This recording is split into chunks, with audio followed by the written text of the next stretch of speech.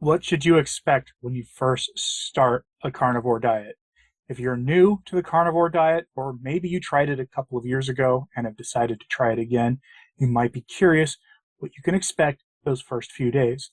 Because there's a lot of stories out there of how awful it is you will feel doing carnivore and all the rest of it. So I just wanted to tell you that today, given that it's January 2nd, meaning this is the first day for a lot of people on this carnivore way of eating, what you should expect, and maybe a few tips on how to circumnavigate, how to get around some of those side effects.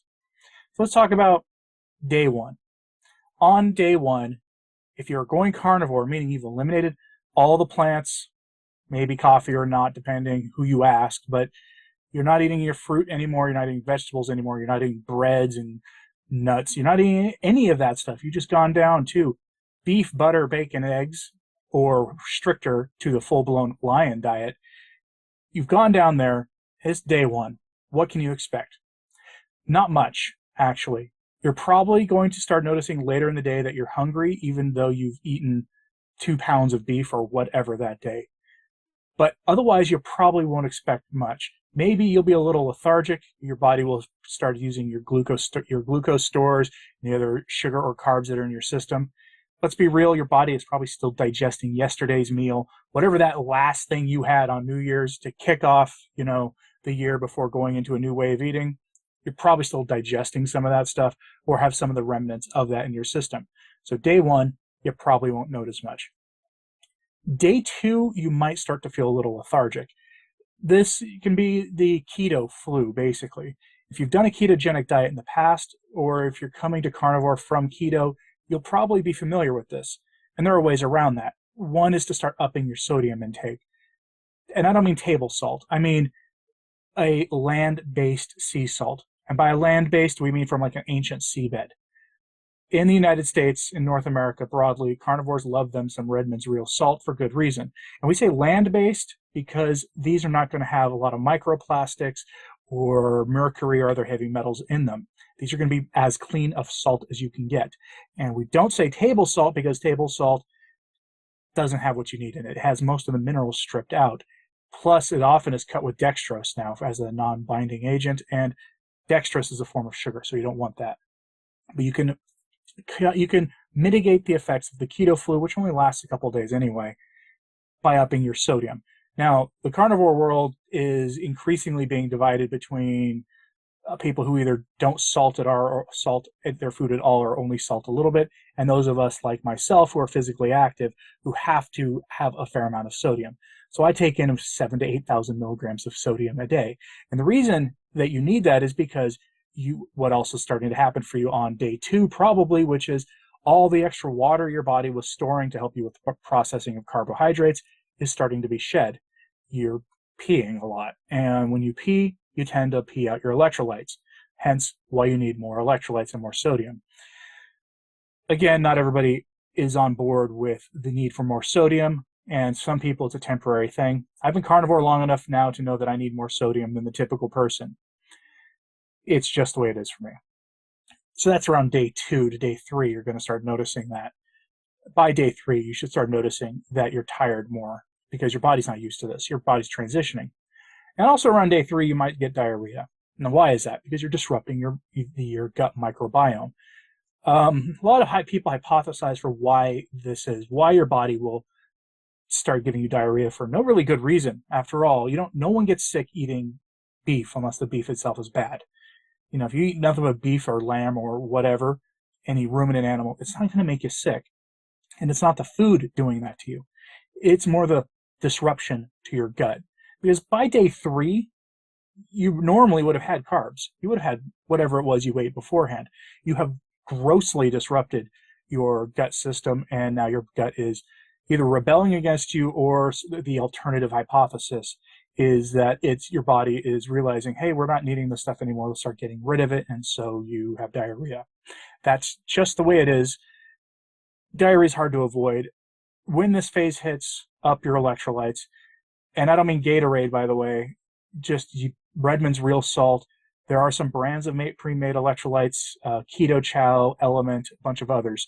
I don't have an affiliate link for any of them. I will just tell you that I use Element. I have for years. Back when I was just doing keto, I used Element. It has 1,000 milligrams of sodium plus some magnesium and potassium in the right proportion. I like that. Not everybody does. In fact, in the comments below, let us know some other electrolyte brands for people so they can find them and have an easier time doing carnivore. Those are the main things you can expect to have happen. But there are some other things as well. You might have your sleep disrupted. You might start noticing that you're sleeping less.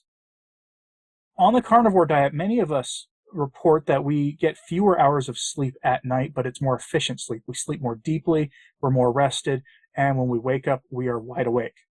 The old adage of needing 8 hours of sleep to function well doesn't really apply to us. I get about 5 a night, and I do fine. Unless I, get sick or something, because that can still happen. But, unless I get sick, I don't usually sleep more than 5 hours. I just don't need it. So you may have your sleep disrupted. If it's a problem, this could be an electrolyte issue, or it could be some sort of lack of nutrition. Right around that time, you may also run into some other problems, like your body might start giving you signs that something is out of balance within the first few days. Some carnivores report some hair loss. That's usually a lack of collagen, I think, or a lack of protein. This stuff is just protein. That's all it is. And you need to make sure you're getting adequate protein. Now, there are two schools of thought in carnivore: how much protein versus how much fat. And right now it's in vogue to say you need 80% of your calories, quote unquote, from fat. I'm not on that team. I'm more of a protein is good, but that's because I go to the gym and lift heavy weights, and I need protein for the muscle repair and muscle building. But a lot of people advocate for 80% fat consumption, and I suspect strongly that hair loss, fingernail issues, some skin problems that some people report are due to inadequate protein. So right around this time, speaking of skin and hair loss and all this other stuff, you might start experiencing what's called oxalate dumping. It will take the form of a rash or acne or something. This is nothing to worry about. Plants have these defense chemicals in them called oxalates. They're crystals and things, and they can get stored up in the body. And after a while, your body will start shedding them, getting rid of them. And this can look like a rash or acne or some other things. It's natural. Give it some time. It will pass. This is, if anything, a physical manifestation of just how disordered the standard Occidental, meaning Western or standard American diet truly is. That when you stop eating things that most people consider normal, but we're not really wired to eat in large amounts, people start having problems. It really is true. Another one you might notice is your mood may start changing. This one blew me away. Sugar, a lot of people will not realize till later that sugar will negatively impact their moods, putting you in a bad mood. Like if you're a default and angry person, a carnivore diet may actually level you out. Something to consider if you're just carnivore curious and watching this. But you may notice your moods start changing, and for the better most of the time. Now, that might take more than just the first few days because you're also dealing with the keto flu and other things in this stage, and that might balance it back out towards just being kind of grumpy. But in the long run, you're going to start noticing your mood may change. You might become more even with your moods instead of all over the place. That is one of those unexpected benefits of the carnivore diet that we really need to talk about more as a community, is the effect of sugar on mental health and the expressions of our mental wellness. And I would say, finally, the thing you're going to notice in the first few days is you're going to want to hop on that scale. And you really need to come up with a strategy for how often you're going to do that. I'm not saying don't hop on a scale. I mean, if you're doing this for weight loss, you're going to want to hop on a scale. And I'm not saying don't do it.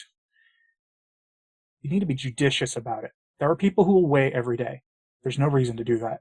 Your weight will fluctuate every day. All you're going to do is cause yourself stress. Every week is probably as often as you want to do it, once a week, on the same day, at the same time of day.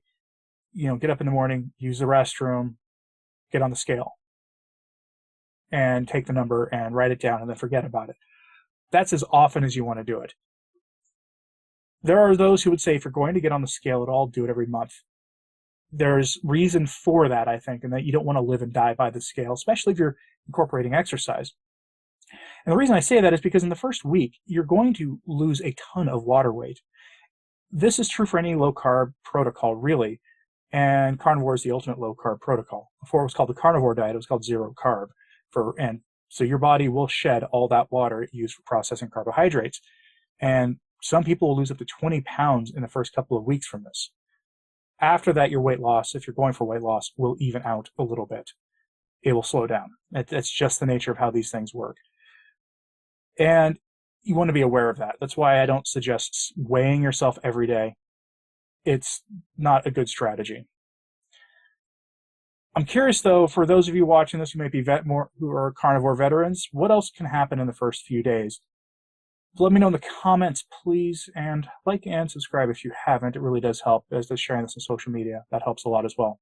Happy New Year, folks. I hope your carnivore journey or your low carb journey this year is fruitful and gets you to that physical health place you want to be. I'm Anthony Stine, the Practical Carnivore. Thanks for tuning in.